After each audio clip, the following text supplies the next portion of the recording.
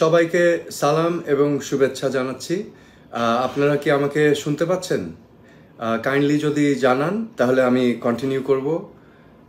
আপনারা কেউ শুনতে পাচ্ছেন কি না কাইন্ডলি যদি জানান, আমি এই লাইভটা শুরু করছি। আমি আজকে এই লাইভটা শুরু করছি একটি খুবই মর্মান্তিক, দুঃখজনক,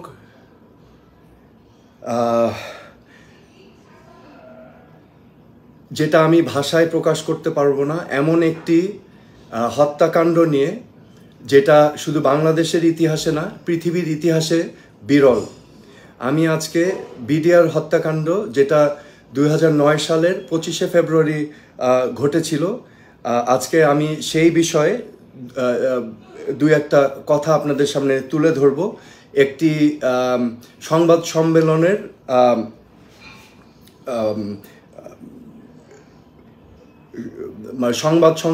সম্মেলনের কিছু বক্তব্য নিয়ে আমি আজকের এই লাইভটা করতে চাচ্ছি।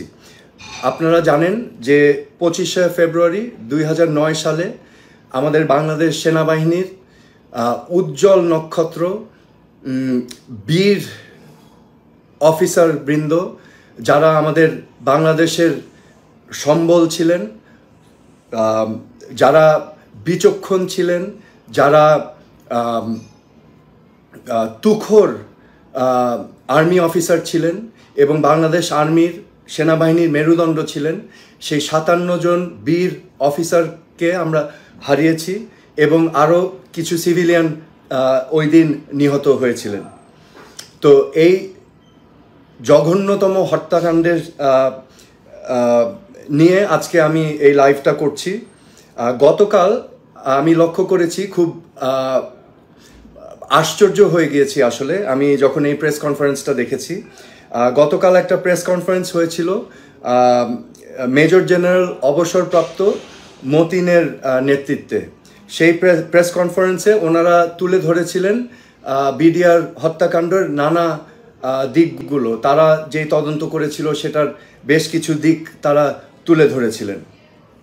তো সেখানে আমি আসলেই বিস্মিত হয়েছি, আশ্চর্য হয়েছি যখন আমার প্রসঙ্গ টানা হয়েছিল। সো আমি আপনাদের সম্মুখে এই ক্লিপটা একটু প্লে করছি, হ্যাঁ, আপনারা একটু শুনেন এবং আমি এই ক্লিপটা নিয়ে আসলে কথা বলবো। এখানে মেজর জেনারেল অবসরপ্রাপ্ত মতিন সাহেব কিছু কথা বলছেন, এই ক্লিপটা একটু আমরা দেখছি। সরাসরি ভূমিকা ছিল। সারা খাতুন ওখানে গিয়েছেন, কি কারণে গিয়েছেন আমরা জানি না। উনি ওখানে গিয়ে অস্ত্র সারেন্ডারের একটা নাটক করেছেন, কিন্তু ওইখানে যে ফ্যামিলি বসা ছিল, আটকা ছিল, তাদের কোনো খোঁজ খবর নেন নাই। তিনি শুধু বিডিআর শরীরদের বলে যে তোমাদের অস্ত্র তোমরা জমা দিয়ে দাও, আমি চলে যাচ্ছি, এটা বলে উনি চলে আসেন। তারপর হচ্ছে যে সোহেল তাজ, উনি স্বরাষ্ট্র প্রতিমন্ত্রী ছিলেন, উনার কোনো ভূমিকা দেখি নাই, কিন্তু আমরা শুনেছি তিনি যারা খুনি তাদেরকে বাইরে পাঠানোর ব্যাপারে সুবিধা করে দিয়েছিলেন এবং এটা আমাকে বলেছিলেন জেনারেল এরশাদ, যেটা এটা আমাদের কুটুমিনকে যে নামগুলো আমরা আনতে পারি না আমাদের সীমাবদ্ধতার কারণে, হ্যাঁ।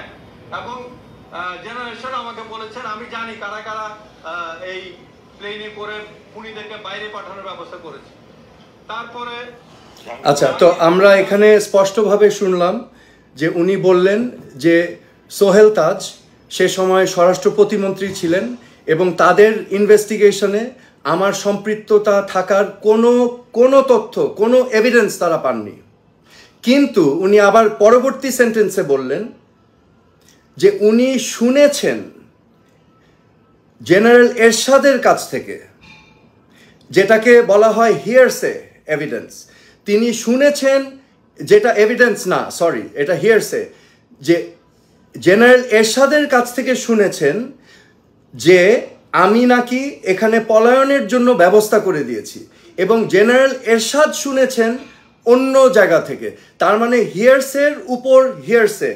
এবং এই স্টেটমেন্টটার কিছু সমস্যা আছে। এখানে উনি একজন প্রয়াত ব্যক্তির হিয়ারসে নিয়ে এখানে জনসম্মুখে উপস্থাপন করেছেন। এটা ঠিক না, এটা একেবারেই ঠিক না। এটা হচ্ছে একজন মানুষকে উইদাউট এভিডেন্স কালিমা দেওয়া, ঠিক আছে? এটা একেবারে গ্রহণযোগ্য না। আমি যখন এই বিষয়টা, এই ইন্টারভিউটা দেখেছি, এই প্রেস কনফারেন্সটা দেখেছি, আমি আশ্চর্য হয়েছি, আমি স্তম্ভিত হয়েছি যে এরকম একটা নিকৃষ্ট জঘন্যতম হত্যাকাণ্ডের সাথে আমার নাম কেন বারবার একটি মহল চেষ্টা করছে এটার সাথে আমাকে সংযুক্ত করতে, উইদাউট এনি এভিডেন্স, হিয়ারসে।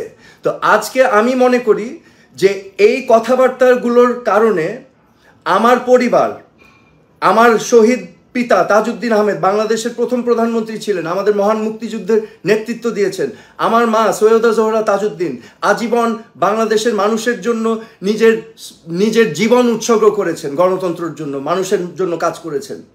আমাদের পরিবার এবং আমার ভাবমূর্তি ক্ষুণ্ণ হয়েছে।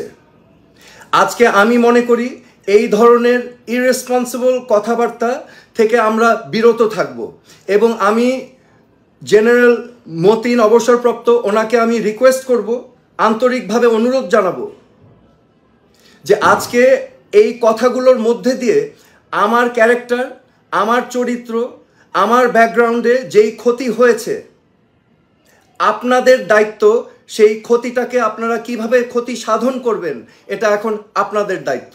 আমি আপনাদের কাছে এটা আমি অনুরোধ করব, আপনারা জনসম্মুখে এসে আপনারা ক্লিয়ার করবেন এটা কেন বলেছেন। This is not right. একজন নিরপরাধ নির্দোষ মানুষকে এরকমভাবে উইদাউট এভিডেন্স, হিয়ারসে, একজন মৃত ব্যক্তি, প্রয়াত ব্যক্তির কথার উপর ভিত্তি করে সে আবার হিয়ারসে করে শুনেছে, ওটা দিয়ে আপনারা বলে দিলেন। এটার উদ্দেশ্যটা কি? কেন করলেন? Why did you do it? আমার কাছে এখন আমি মনে করি আমার প্রশ্ন এবং সকলের প্রশ্ন যে এটা কেন করা হলো, এটার পিছে উদ্দেশ্যটা কি? আমি জানি যে একটি মহল বেশ কিছুদিন ধরে এই ধরনের নানা ধরনের আলাপচারিতা ইন্টারনেটে ছড়িয়ে দিচ্ছে এবং এটা একটি ক্ষুদ্র অংশ, উইদাউট এনি এভিডেন্স, হিয়ারসে বলে একটার উপর একটা বলছে। তো আমি আবারও অনুরোধ করব জেনারেল মতিনকে যে আপনি দয়া করে আমার পরিবারের ভাবমূর্তি যাতে ক্ষুণ্ণ না হয়, আপনারা অতি শীঘ্র পদক্ষেপ নেবেন এবং এই যে একটা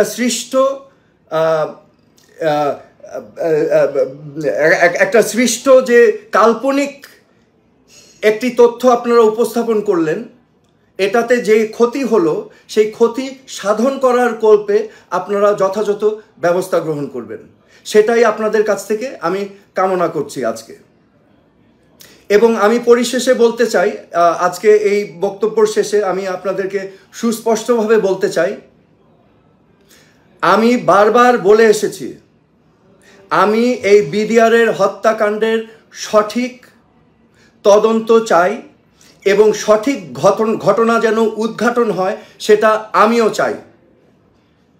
আমি চাই এই সেনা অফিসার সহ যারা সেদিন মৃত্যুবরণ করেছেন, যাদেরকে হত্যা করা হয়েছিল, তাদের পরিবার যাতে জাস্টিস পায় এবং সর্বোপরি বাংলাদেশের যেই ক্ষতি হয়েছিল, বাংলাদেশের সকল মানুষের জানার অধিকার আছে, সত্যটা যেন উদ্ঘাটন হয়। এখন সত্যটা কোথায় যাবে সেটা তো আমি বলে দিতে পারবো না, আপনি বলে দিতে পারবেন না, কিন্তু আমি কনফিডেন্ট সত্য বের হয়ে আসলে এখানে আমার কথাগুলো, যেটা আমি বারবার বলছি, যে জাস্টিস যদি আসে এবং সত্য যদি বের হয়ে আসে, তাহলে সত্যই হচ্ছে আমার সবচেয়ে বড় ঢাল।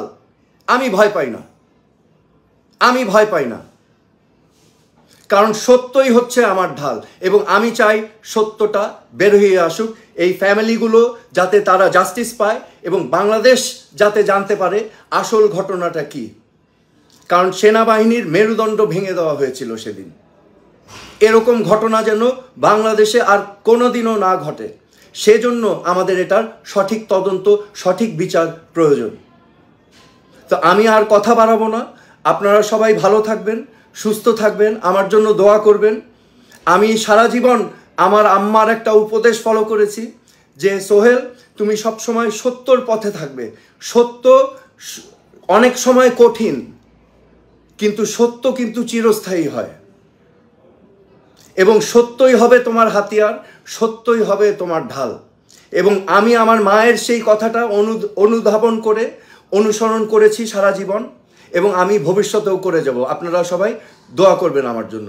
আপনাদের সকলকে অসংখ্য ধন্যবাদ জানিয়ে আমি আজকের এই লাইভটা শেষ করছি। ধন্যবাদ, সবাই ভালো থাকবেন। Thank you.